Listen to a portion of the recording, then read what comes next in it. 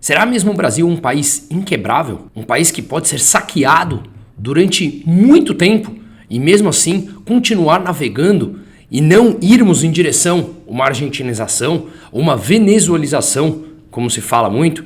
Pois bem, eu estive em todos esses países e tantos outros, mas aqui é o que a gente quer fazer uma reflexão, digamos, mais filosófica, mostrando dados, fatos e números, e a conclusão final será se eu acredito que esse país é mesmo inquebrável, mesmo passando por tudo que estamos passando ao longo das últimas décadas, ou não. Ou a gente pode sim chegarmos a um ponto mais complicado. É isso que a gente vai debater. Portanto, fica até o final, porque o vídeo de hoje também te interessa.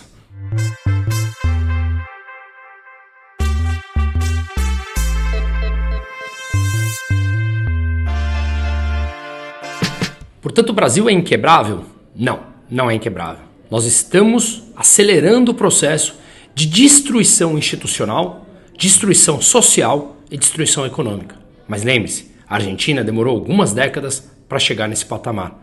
Outros países que flertaram com o abismo também. Será mesmo que precisaremos esperar até o abismo para aprendermos que o caminho que estamos indo representa destruição? Vale uma atenção, vale um conhecimento e nada mais fará qualquer tipo de mudança a não ser a educação. As pessoas precisam entender que o processo de aceleração dos gastos, do aumento do endividamento, da intervenção estatal, causa uma destruição do poder de compra da moeda. Quem paga é sempre a camada mais pobre, justamente aquela que mais acredita nesse tipo de intervenção por estar mais necessitada. Ela pede ajuda por aqueles que fazem com que eles mesmos se afundem mais no buraco. Inquebrável, não somos. Resiliente, temos sido. Afinal de contas, quando chegamos próximo ao abismo, precamos e damos uma certa recuada. Dessa vez, a aceleração está bastante intensa. Voltando aqui numa discussão mais filosófica, se olharmos historicamente, o Brasil sim já foi saqueado muitas vezes. Mas eu não quero fazer disso uma reflexão muito longa, será algo bastante objetivo e inclusive passarmos para o lado econômico, que é sempre o grande foco e onde podemos não apenas nos protegermos, mas tirar vantagem também com o nosso capital em cima de tudo que vivemos nesse país tão complicado. Pois bem, vamos focar no nosso histórico, nosso breve relato histórico aqui dos últimos 30 anos.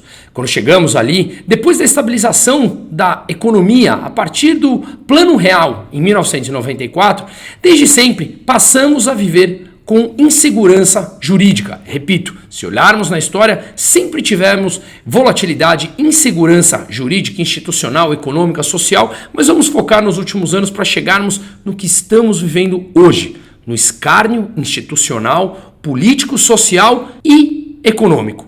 Ainda não econômico, mas vamos fazer esse link entre todos esses pontos que a gente tem aqui no Brasil. Pois bem, se olharmos, independente do perfil ideológico que cada um tenha, desde 1994, quando foi a estabilidade, a mínima estabilidade da moeda no Brasil, a gente vê um real que, sim, acabou com o processo hiperinflacionário que vivia no final dos anos 80 e começo dos anos 90, mas vamos levar em consideração que desde 1º de julho de 94 até hoje, o real já perdeu 90% do seu poder de compra. Portanto, não vivemos nem de perto um período inflacionário desde então, mas sim é uma moeda que constantemente perde o seu poder de compra justamente pelas políticas que são implantadas e continuamos aprofundando, como falaremos logo mais. Pois bem, depois disso tivemos ali um problema em 97, 98 com a crise dos tigres asiáticos, a crise da Rússia, que obviamente conduziu a todos os emergentes para um problema maior, a maxi desvalorização em 1999, quando o real não aguentou mais viver aquela falsa paridade, de novo o Estado tentando mostrar que o real tinha uma falsa paridade com o dólar de 1 para 1, as reservas acabaram, não tinham mais como sustentar essa falsa relação de $1 para R$1, e aí nós tivemos a maxi desvalorização. Depois entrou o governo Lula, primeiro o governo Lula, onde o mundo estava ali alinhado, ou melhor, a América Latina estava alinhada mais com perfis ideológicos da esquerda, acreditando naquelas falsas moralidades que víamos e naquela intervenção estatal. Lembremos que a Venezuela, que eu estive produzindo o documentário Infiltrados Venezuela, junto com a Brasil Paralelo, em 98 o Chávez tinha sido eleito por lá. Logo depois, 2002, Lula eleito aqui no Brasil e tantos outros governos começaram a ser alinhados à esquerda e, claro, a população não tinha toda a informação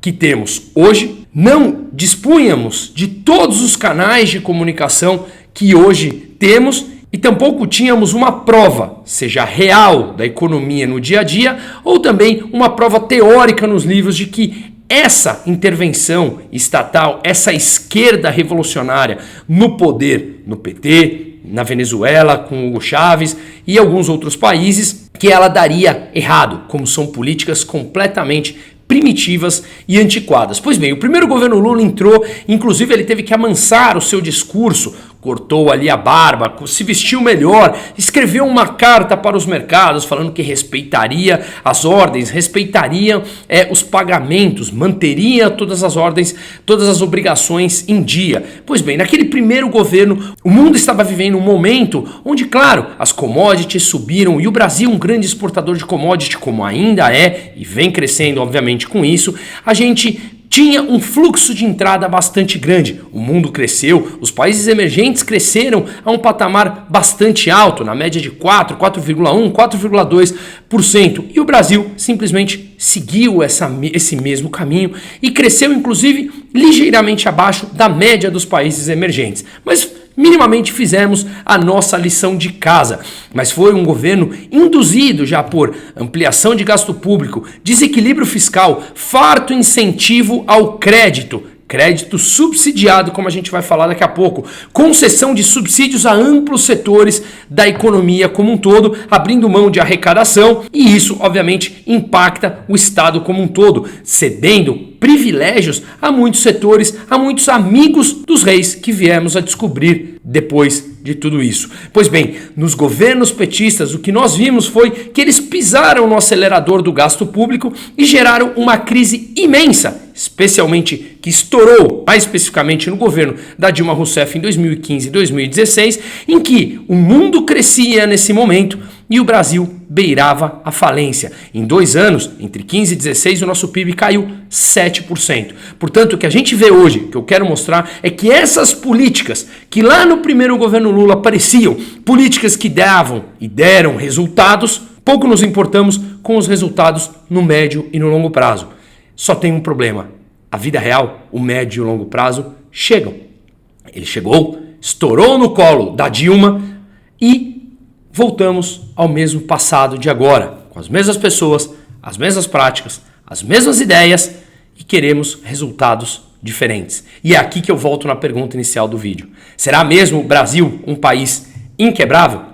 Olhando nesse gráfico que eu tirei aqui do Tesouro Transparente, um site do governo onde mostra as contas públicas, se nós olharmos ali desde 98, foque mais a partir de 2002, nós vemos que o Brasil passou a ter um superávit primário nos primeiros anos do governo Lula, ou seja, a diferença entre o que o Brasil gastou e o que o Brasil arrecadou foi maior, ou seja, o Brasil arrecadou mais do que gastou, gerando um superávit, um resultado positivo, resultado primário, antes do pagamento de juros. Fez a lição de casa, como eu falei, no mundo onde as commodities explodiram de preço e o Brasil tinha uma entrada de dólar justamente para manter esse resultado primário. Depois teve uma queda muito grande ali, que foi a crise de 2008 e 2009 nos Estados Unidos, e novamente vimos, a partir dali, o crescimento desse superávit voltando a patamares pré-crise de 2008. Ocorre que já no segundo mandato do governo Lula, a gente começou a ver uma queda no resultado do superávit, ou seja, já começou ali um momento de mais gastança do que arrecadava, ainda esse resultado positivo, mas já uma política muito mais de indução ao gasto público, indução ao Estado querendo ser o acelerador da economia. O resultado primário foi caindo, até que chegou ali no ano de 2015 e 2016, se transformou em déficit, Ou seja, resultado negativo, passou a gastar mais do que arrecadava e entramos nesse momento de déficit estrutural, até que em 2021 e 2022 passamos a ter resultados novamente e agora no ano passado, como já tivemos oportunidade de analisar no outro vídeo nesse mesmo canal, tivemos em 2023 um rombo de 250 bilhões de reais, trazendo novamente o déficit para a nossa realidade e sendo o pior resultado da história do Brasil, à exceção do ano de 2020, que foi o ano da pandemia. Portanto, o que eu quero falar aqui é que já no segundo governo Lula e, obviamente, acelerado pela Dilma, que jamais teria condições técnicas alguma para ser presidente de nada, muito menos de um país, mas vamos lembrar que ela voltou agora, indicada pelo mesmo presidente Lula atual, para ser presidente de um banco, o Banco dos BRICS. Pois bem, no segundo mandato Lula e no mandato da Dilma, o que a gente teve foi o que eu falei há pouco: ampliação de gasto público, desequilíbrio fiscal, farto incentivo ao crédito, incentivo ao endividamento das famílias e das empresas para eles gastarem e fazerem a economia girar, como estamos vendo novamente agora, concessão de subsídios a diversos setores da economia, pisando no acelerador do gasto público, levando o Brasil para uma crise bastante severa que tivemos em 2015 e 2016. Lembremos que os ciclos econômicos, as crises não acontecem do dia para a noite, elas sim vão acontecendo ao longo do tempo, quando o teu endividamento vai crescendo, quando as empresas vão se endividando e o Estado vai ficando cada vez maior, também mais endividado, e acaba tendo que pagar mais juros para conseguir atrair capital para fechar a sua conta. Se olharmos aqui ao longo do tempo também o estoque da dívida pública federal, a gente vê um amplo crescimento, já crescendo de forma acelerada no segundo mandato do governo Lula. Então cresceu aqui onde a gente vê na flechinha, continuou crescendo nos governos da Dilma e explodiu nesses anos finais antes da Dilma cair. Pois bem, todos esses anos, desde 1994, vivemos períodos de determinada instabilidade. Vivemos no Brasil já um pouco antes até do Plano Real, o primeiro impeachment do Collor, depois impeachment da Dilma, e tudo isso, obviamente, traz inseguranças, instabilidades, volatilidades no mercado que o gringo, ao olhar para o Brasil, ele realmente começa a pensar: será que um país minimamente estável? E o que a gente vê é que até hoje não tivemos problemas de atrair capital para fechar a nossa conta, mas seguimos sendo um país medíocre, com crescimento medíocre, com pensamento medíocre e mais, com um governo completamente primitivo, abertamente corrupto, e isso entrou na realidade do dia a dia brasileiro. O que nós vemos hoje na economia é que ainda há uma atração de capital. Quando o governo emite dívida lá fora, inclusive, ou aqui dentro, há sim interesses de gringos que compram essa dívida pública brasileira, mostrando que há uma razoável confiança no governo brasileiro em pagar de volta o seu dinheiro. Coisa que a Argentina, até o ano passado, não tinha, ou seja, já não tinha mais confiança e, portanto, agentes econômicos não compravam a sua dívida. No Brasil, o que a gente vê ainda é um fluxo de domésticos e estrangeiros comprando a dívida pública brasileira. Sim, economicamente estamos longe do caos, mas a gente consegue ver na sequência dessa mesma política que levou o Brasil ao caos em 2015 e 2016 com o PIB caindo 7% em 2 anos, conseguimos olhar um pouco adiante e perceber que as políticas econômicas que estão em vigência no Brasil hoje são as mesmas que nos conduziram para aquela quebra de 2015, 2016. Quando eu falo quebra, eu falo de um PIB que caiu 7%. E não estou falando de quebra no sentido de default, que o Brasil deixou de pagar as suas dívidas. Mas tivemos, por exemplo, a Petrobras, uma ação que estava há poucos dias, R$40, que caiu por conta de mais uma intervenção governamental, como a gente vai falar daqui a pouco, chegou a cair quase 15% num dia, passou a ter, naquela época da Dilma, a empresa mais endividada do planeta Terra. Uma ação que chegou a valer R$4,50, que hoje, depois da intervenção governamental na semana passada, está valendo R$35, R$36 e veio há 15 dias atrás de 42, 43. Ou seja, uma empresa que praticamente quebrou, só não quebrou porque nós, pagadores de impostos, acabamos de forma coercitiva, uma vez que o governo determina o que faz com o nosso dinheiro, tapando o buraco numa Petrobras com desvios bilionários, assim como todos os fundos de pensão, onde os velhinhos aposentados até hoje têm no seu contra-cheque deduzido mensalmente um valor para cobrir o rombo, em que muitos deles apoiaram novamente aqueles que o assaltaram e hoje estão de volta no poder, com os mesmos presidentes sindicalistas comandando os fundos de pensão. Não os mesmos nomes, mas os mesmos pensamentos e a mesma linha de raciocínio por completo. Pois bem, o que sustenta hoje, então, que o Brasil continua tendo uma atração de dólares? Também fizemos um outro vídeo aqui nesse canal mostrando que sim, os dólares ainda estão entrando basicamente pela conta exportação. O Brasil bateu recorde na balança comercial, ou seja, exportou mais do que importou, 98 bilhões de dólares a mais no ano passado, grande parte impulsionado pela super safra de soja e também pelas commodities que o Brasil exportou no ano passado. Mas tem um dado importante nas entrelinhas, como já analisamos aqui também. As exportações cresceram no ano passado, mas as importações caíram. Ou seja, quando as importações caem, mostra uma certa fragilidade do mercado interno. Um outro ponto importante que mantém a entrada de dólares é a diferencial entre taxas de juros nos Estados Unidos e no Brasil. Quando o diferencial entre essas duas taxas é alto, os investidores lá fora tendem a tomar dinheiro emprestado nos Estados Unidos a um juros mais baixo, mandar para o Brasil para ganhar essa diferença entre juros mais altos. Toma esse dinheiro emprestado nos Estados Unidos a uma taxa mais baixa e investe aqui no Brasil com taxa de juros mais alta. Quando esse diferencial entre essas duas taxas cai, o que nós vemos é que há uma diversificação e uma reprecificação desse risco. Ora, se nos Estados Unidos está pagando taxa alta, por que é que eu vou ficar no Brasil? Eu mando meu dinheiro para lá. Quando mando o dinheiro para lá, você tem uma oferta maior de reais vendendo reais para demandar dólares para comprar títulos públicos ou títulos corporativos americanos com uma taxa mais alta, onde a segurança tende a ser maior. Portanto, esse ano é bem provável que não tenhamos esse agro, essa super soja, super safra da soja, como tivemos no ano passado, e podemos ter um impacto na balança comercial, que ainda assim será amplamente superavitária. Mas a diferença de taxa de juros, essa sim pode ser preocupante. Ontem, os Estados Unidos mantiveram a taxa de juros em 5,5% ao ano. E no Brasil, nós baixamos em 0,5%. Estamos agora com a taxa Selic em 10,75%. Portanto, o diferencial entre essas duas taxas diminuiu. Há sinalização de que o Banco Central brasileiro derrubará mais uma vez na próxima reunião em 0,5 pontos percentuais, se as condições inflacionárias se mantiverem dessa mesma forma. E os Estados Unidos falaram que deverão baixar mais 2 ou 3 vezes a taxa esse ano. Lembrando que foi a 5ª manutenção consecutiva da taxa de juros nos Estados Unidos, onde eles ainda não alcançaram a inflação de 2%.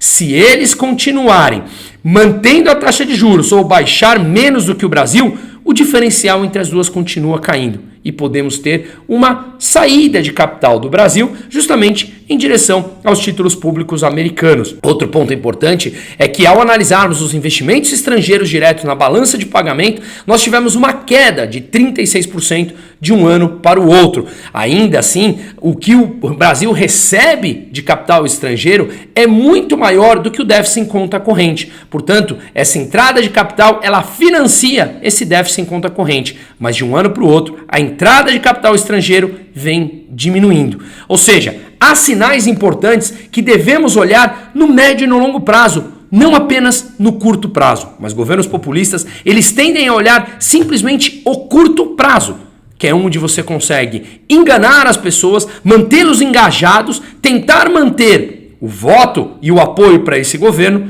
uma vez que no curto prazo a grande maioria das pessoas acreditam que está tudo bem, só que o médio e o longo prazo chega.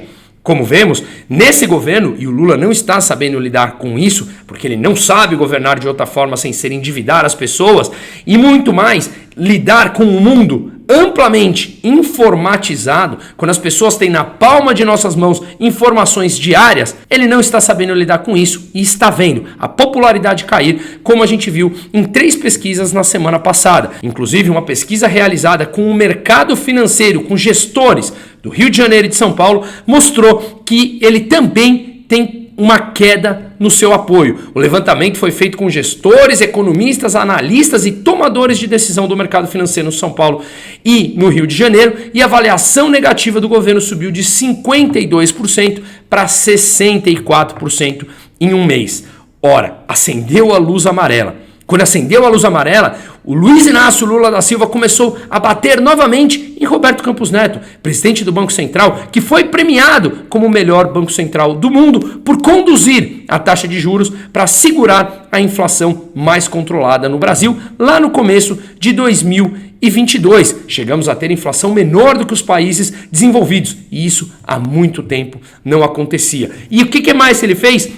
Começou a bater no Roberto Campos Neto para baixar a taxa de juros mais ainda. Vamos lembrar que taxa de juros mais baixa estimula a economia. Só que se você não tem as condições fiscais para tal, o Brasil continua se endividando, gastando mais do que arrecada, não adianta baixar a Selic. As taxas de juros futuras precificadas pelo mercado continuam altas. As burocracias no Brasil continuam altíssimas. Os impostos não param de crescer.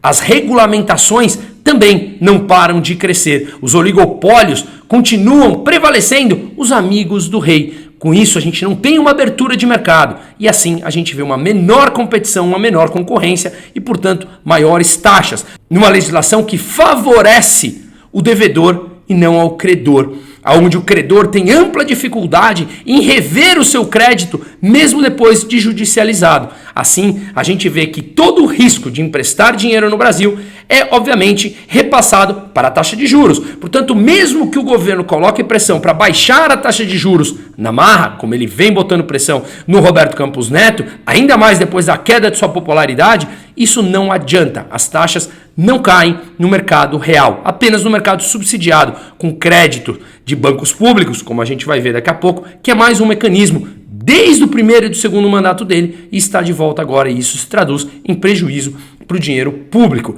Ainda mais, ele quer fornecer concessões, subsídios, subvenções, tudo que foi feito no primeiro, no segundo mandato, no primeiro da Dilma, no segundo da Dilma, até que a bomba estourou.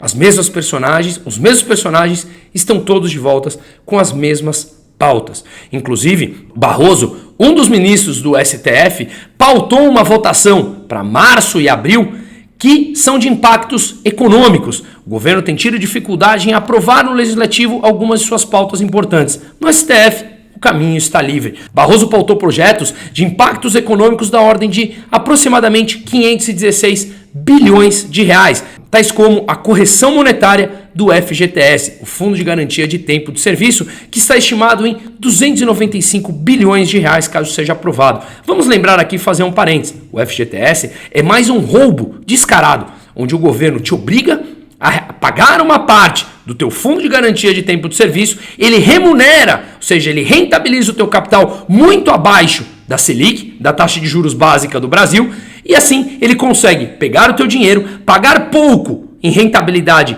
com o teu dinheiro, usá-lo, e você tem a obrigação de pagar, ele usa emprestando a taxa de juros maior, ou seja, ele retém o teu dinheiro, ele te paga abaixo do que o mercado paga, o que você poderia aplicar o teu dinheiro minimamente comprando título público e recebia taxa Selic, o FGTS paga menos do que isso, e você ainda o agradece que ele retém o teu fundo de garantia de tempo de serviço. Ou seja, as pessoas precisam entender esse mecanismo perverso econômico em que ele retém uma parte do teu capital de forma coercitiva obrigatória e te paga menos do que o mercado pagaria. Mas é claro que ele vai falar que é sempre para o seu bem. Outro ponto também na discussão é a incidência de PIS e COFINS sobre bens móveis e imóveis. Ou seja, o STF quer pautar projetos arrecadatórios para ajudar o governo a conseguir fechar as suas contas infecháveis, onde ele gasta muito mais do que arrecada. Como eu falei, sem contar os juros da dívida no ano passado, pior resultado da série histórica, à exceção de 2020, com 250 bilhões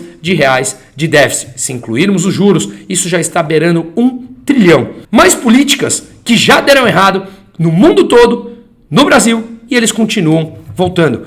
A Petrobras, que sofre uma ampla intervenção hoje, deixou de praticar o PPI, a prática dos preços internacionais, a paridade dos preços internacionais. Nós dependemos, em parte, do diesel e da gasolina refinada lá fora. A gente não é autossuficiente em refino. Quando a gente importa uma parte do que nós consumimos, a gente está, obviamente, importando em dólares. E assim, se nós importamos a um preço e temos que vendê-lo aqui abaixo do preço de importação, você tem um desincentivo a essa importação. Importadores privados deixam de importar porque senão passam a ter prejuízo. E, obviamente, a Petrobras, que tem o dinheiro público e o caixa da Petrobras para conseguir vender abaixo do preço de mercado e, portanto, levar prejuízo para a empresa, acaba competindo com os investidores privados, sendo que a Petrobras tem 75% do mercado. Se ela vende 75% do combustível abaixo do preço de mercado, como que importadores independentes conseguirão entrar nesse mercado ou vender com prejuízo? Não dá. A Petrobras, manipulada pelo PT, usa o nosso dinheiro, do pagador de imposto, do dinheiro da Petrobras, para aquilo que ele chama de empresa social, como se ela não tivesse que dar lucro. Senão, acontece o mesmo que aconteceu com a Dilma. As ações caíram por volta de R$4 e passou a ser a empresa mais endividada do mundo. Se pegarmos dados, por exemplo, da ABICOM, a Associação Brasileira dos Importadores de Combustível, nós vemos que hoje, dia 21 de março que eu estou gravando, a gasolina está com defasagem de 57 centavos por litro. Ou seja, a Petrobras está vendendo a 57 centavos abaixo do preço internacional. Ou seja, estamos vendendo com prejuízo.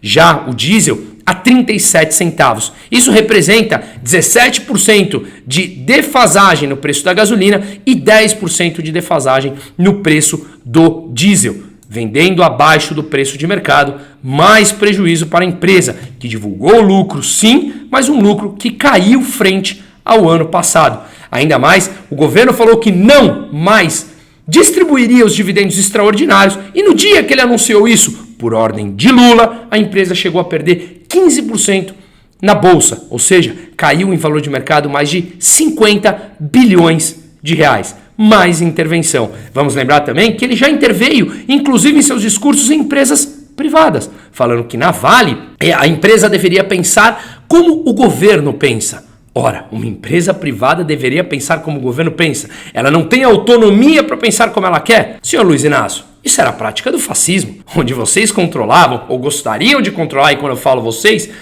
pessoas alinhadas a esse tipo de atividade econômica, onde poucos controlavam as empresas privadas, onde um ou dois controlam a economia, onde oposição não era permitido, bem diferente do que nós pregamos. Inclusive, o senhor também pregou intervenção no Uber, no iFood, mesmo os entregadores e os motoristas, dizendo que apenas 20% deles, segundo uma pesquisa divulgada pelo Datafolha, são de esquerda. O restante quer continuar flexível e dirigindo com total liberdade para fazer os seus próprios horários. Portanto, o que nós vimos é que tivemos a pior situação fiscal da história em 2023, à exceção de 2020.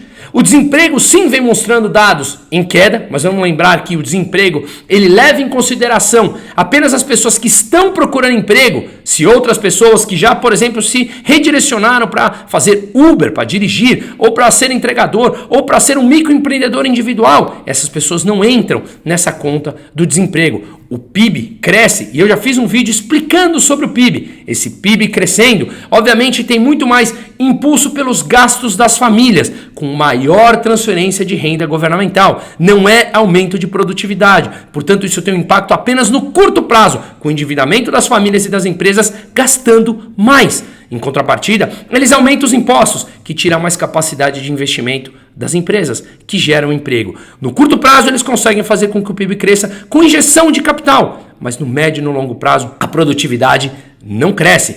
Ontem, eu tive a oportunidade de estar num jantar com pessoas importantes da Faria Lima, do mercado financeiro e vários empresários de empresas extremamente conhecidas. Ninguém apoia esse governo. Aqui cai uma falácia de que a Faria Lima apoia o Lula. Não, são meia dúzia de cabeças, como por exemplo, Armínio Fraga, que um deles que estava nesse jantar, eu tive a oportunidade de perguntá-lo, ora, o que passa na cabeça dele? E a resposta foi, não sei, não dá para imaginar como ele, tão experiente e inteligente, se mostra surpreso com o que está acontecendo. Mas vamos lembrar de outras coisas que estão acontecendo depois de tudo isso que nós falamos. Apoios a ditadores, apoios a democratas. Vídeo Maduro, que é recebido de braços abertos, em que o Lula fala que as eleições são livres na Venezuela. Ora, que a democracia é relativa, ele disse. Vamos lembrar também que ele acusou o Bolsonaro de que os imóveis lá no Planalto sumiram.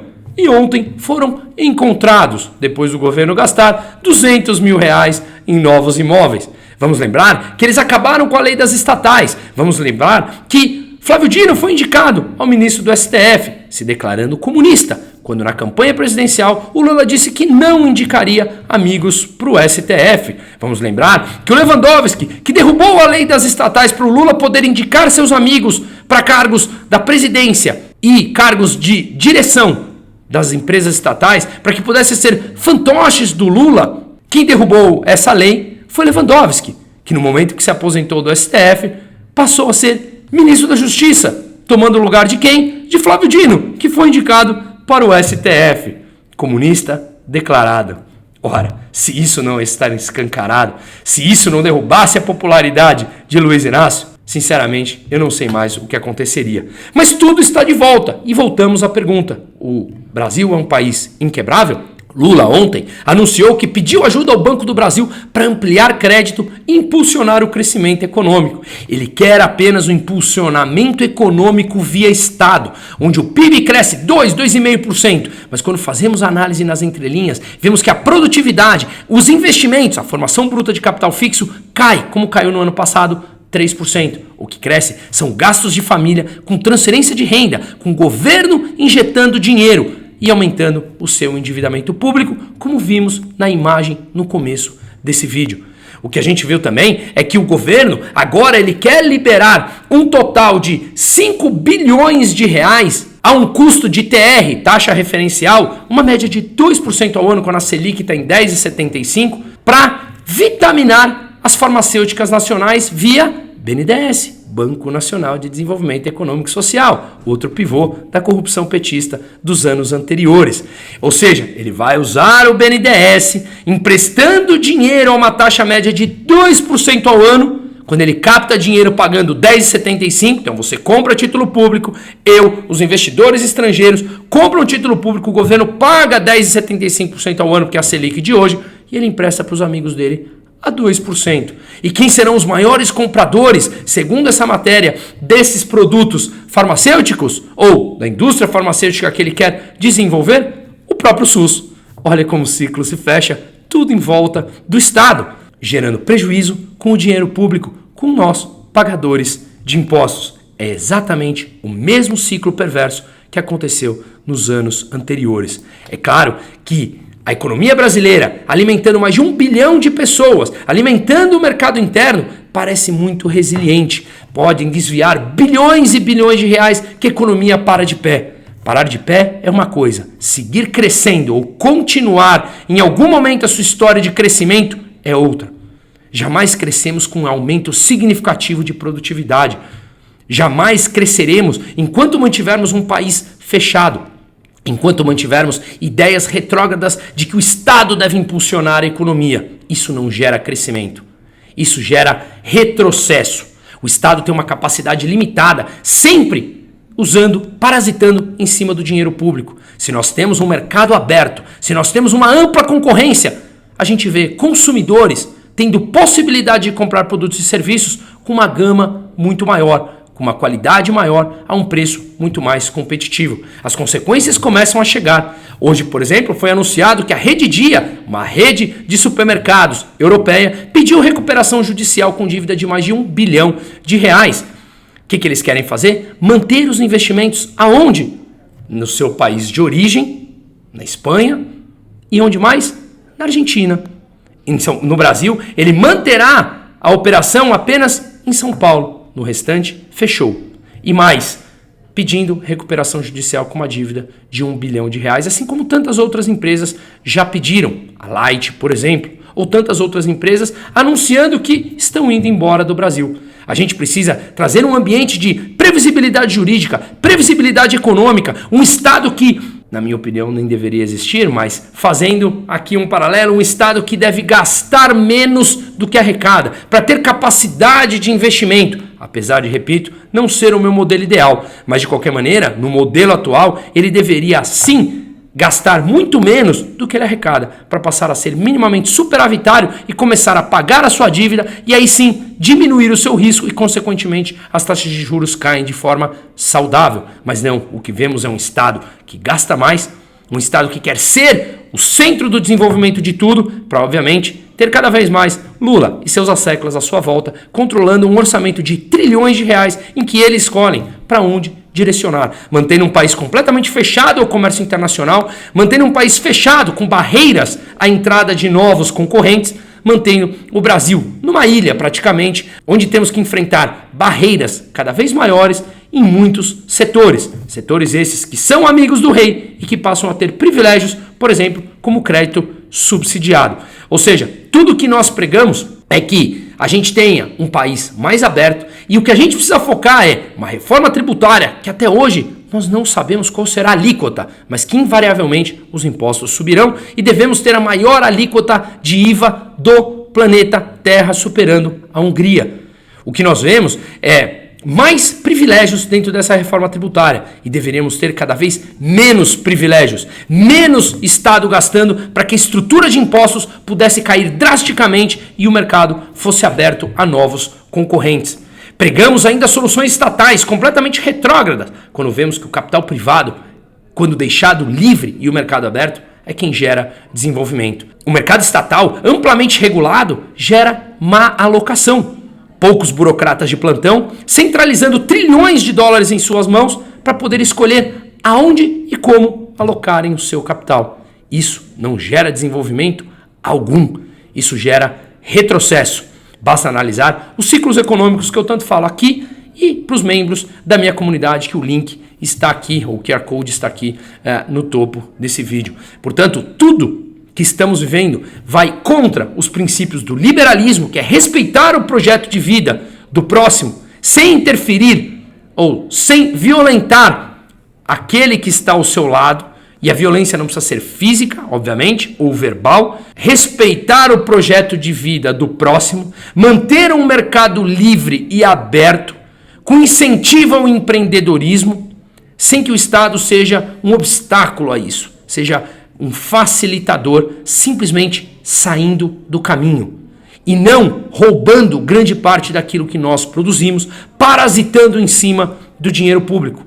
Isso vai contra, inclusive, o discurso, que é o que eu mais me adapto, liberal, libertário, onde o mercado privado aberto, com novos empreendedores, nós conseguimos suprir todas as soluções demandadas por uma sociedade. Por quê? Porque cada um dos empreendedores querem satisfazer essa demanda para conseguir ganhar dinheiro em cima. E só consegue ganhar dinheiro se satisfaz a demanda desse grupo de consumidor. Caso contrário, virão outros empreendedores que assim o farão. E, portanto, o governo sai de cena, não precisa arrecadar tanto, os empreendedores satisfazem essa demanda de maneira brilhante. Basta olharmos a tecnologia à nossa volta, tudo foi feito apesar da existência em entraves do Estado e não pelo Estado, e aí sim nós buscaríamos um desenvolvimento com aumento de produtividade, investindo em educação, tecnologia e investindo também no futuro. Outro ponto importante antes de mencionarmos é que eu anunciei no meu Instagram que a gente tinha colocado essa camisa à venda. Make Lula presidiário again. Faça Lula presidiário novamente. A loja que tínhamos colocado à venda, eu entendo, super entendo, política privada deles, cancelaram a nossa venda depois de vendermos mais de 200 camisetas. Conseguimos um outro fornecedor. O link está disponível no descritivo do vídeo e também nos stories no meu Instagram. Compartilhe, compre, ajude pelo movimento de luto pelo Brasil. Enquanto isso, nós temos um presidente que, além de corrupto, simplesmente fala que não aguenta mais ouvir de inteligência artificial, dessa tal inteligência artificial. Bem-vindo aos anos 80 de Lula. Quem escolheu, todos nós pagamos. Chegou a hora, passou da hora de ser adulto. Seguimos adiante.